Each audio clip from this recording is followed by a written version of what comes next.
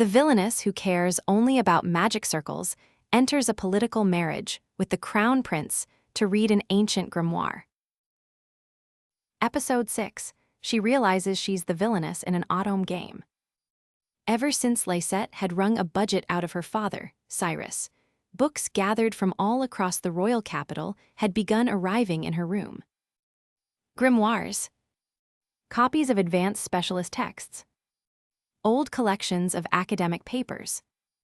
And lecture notes apparently used at the Royal Academy. On her desk lay a copy of the unfamiliar symbol that had appeared in the model spell formula. Lysette glanced at it as she inspected each newly delivered book, one by one. She did not dislike things she could not understand. What she disliked was leaving them unexplained. It seems this is as far as books in general circulation can take me. Lysette closed the paper she had been reading. They go beyond the basic theory but become vague the moment they reach the essential point, almost as though someone deliberately removed that part. She did not understand it. That was why it was interesting. Lysette picked up the next volume from the unread pile. But there was something peculiar about this book. It was not bound in leather. It was not made of parchment. Nor did it carry the scent of ink and old paper unique to grimoires. Its cover was decorated with gold leaf, and with an excessively sweet picture of a man and woman gazing into each other's eyes. The title was Fated Lovers. It was clearly not a grimoire. What in the world is this? Lysette frowned. Was it a packing error, or had someone in the manor accidentally mixed in a personal book? The contents seemed unlikely to be worth examining. Just as Lysette was about to dismiss it, the door opened with a click. "My lady, I brought your fresh sheets." "Ah." Marie froze, still holding the laundry basket. Her eyes were fixed on the book in Lysette's hands. "My lady, that book is..." Marie, this was mixed in with the grimoires. Does it belong to you? "And no, that is merely the sort of romance novel popular in town. It is not fit for a 5-year-old young lady to read. Now, please hand it over." Marie hurried toward her. That reaction stirred Lysette's interest, if only slightly. A romance novel. In other words, popular entertainment from this world. As a reference for studying narrative structure, perhaps it is not entirely worthless. I will examine it briefly. "You must not. It is a romance novel." I have no interest in the romance. I am examining its structure. "That is not how one reads a story." Ignoring Marie's attempt to stop her, Lysette opened the cover. Even she could not skim it in the same way she read a grimoire. The flow of human relationships contained far more waste than a spell formula. And the more waste something contained, the longer it took to grasp the whole structure. Lysette examined several pages at a time, building a relationship chart of the characters in her mind. Alice was a commoner girl, born with the rare power of light magic. She entered the Royal Academy on a scholarship and formed bonds with noble boys despite the difference in their social standing. At the center of everything was Crown Prince Louis. Sweet, bittersweet, and guided by fate. At least, that was what the text insisted. Lysette's opinion was rather different. The basis for their decisions is far too vague. Why is she crying there? Why does he embrace her there? Would it not be faster to hold a meeting and define the conditions? A 5-year-old was staring solemnly at a romance novel and proposing improvements. My lady is supposed to be reading a romance novel, so why is she making a relationship chart? Marie screamed inwardly. Then she decided she had seen nothing at all. But when Lysette reached the latter half of the story, her finger stopped. A marquis's daughter who tormented the heroine Alice out of jealousy, the villainess. Silver gray hair. Pale violet eyes. Arrogant and cold-hearted. Her name was Lysette de Sylvain. Lysette quietly closed the book. She looked at the cover. Then she opened it again. She checked the relevant page. She went back one page. then forward to the next. Silver gray hair. Pale violet eyes. The daughter of a marquis. It was definitely written there. Lisette de Sylvain.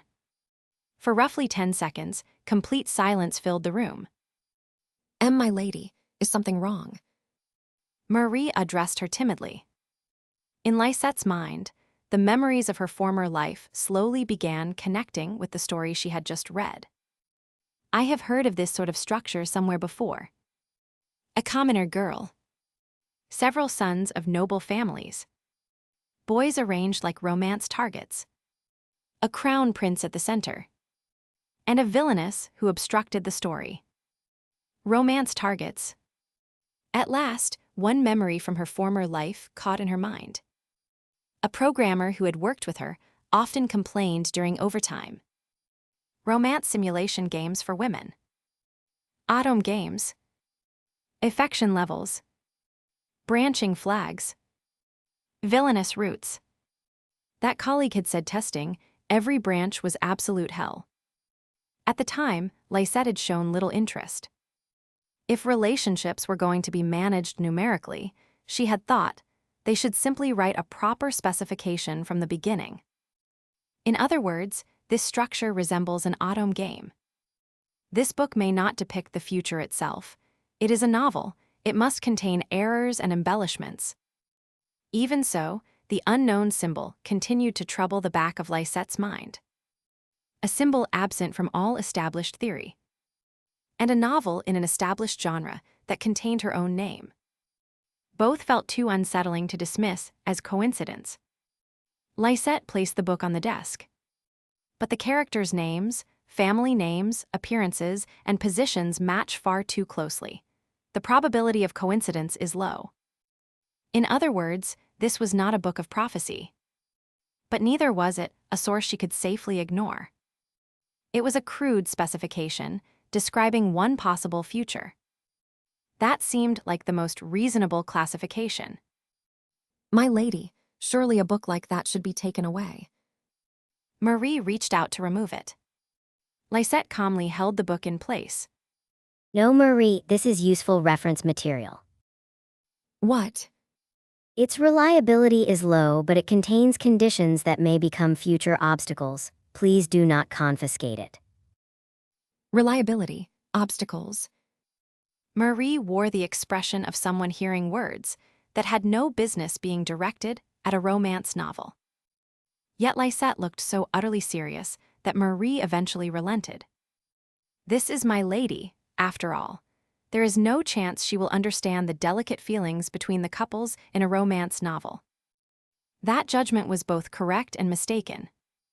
Once Marie left the room, Lisette took out a fresh sheet of parchment. First, she listed the characters. Alice. Crown Prince Louis. The other noble sons. And the villainess, Lisette de Sylvain. The conditions for ruin are harming the heroine, opposing the crown prince, and becoming isolated in noble society. I see. A typical elimination route. She simply needed to refrain from bullying Alice. That was obvious. She had no time to waste on someone else's romance. The real problem was Crown Prince Louis. Louis Albert Errant, Crown Prince, future king, the person closest to the heart of the nation. Specialist texts from the Royal Academy. Papers written by court mages. And restricted materials that should be stored in the royal palace. The Crown Prince offered a powerful point of contact for approaching them. However, Lisette paused her pen at this point. Approaching him rashly would be dangerous. If the novel is accurate, he may act according to romantic feelings and a sense of justice. People driven by emotion are difficult to predict. Raise his affection through romance. Such an ambiguous method was out of the question. What she needed was mutual interest. A contract. And value he would be reluctant to lose. If I become useful to him, he will have less reason to oppose me. At the same time, a path to the Royal Academy and the palace archives may open. Avoiding ruin. Preserving her research environment. gaining access to higher-level materials. The three objectives joined into a single line. Lisette nodded with satisfaction and wrote a heading on the parchment. Proposed plan for contacting Crown Prince Louis. Then Lisette added 3 blank entries. Probability of successful contact, unknown. Expected rejection rate, high. Required achievements, undetermined. For a 5-year-old's response to a romance novel, it was remarkably businesslike. After a moment's thought, she added one more note beside them. However, romance is unnecessary. First, I need information: the Crown Prince's personality, interests, current education, and any available bargaining material. I must gather at least that much. The 5-year-old girl began dismantling the romance novel's sweet destiny and converting it into strategic data. Her eyes shone quietly, just as they did whenever she discovered a flaw in a new magic circle. Episode 6, she realizes she's the villainess in an autumn game. The end.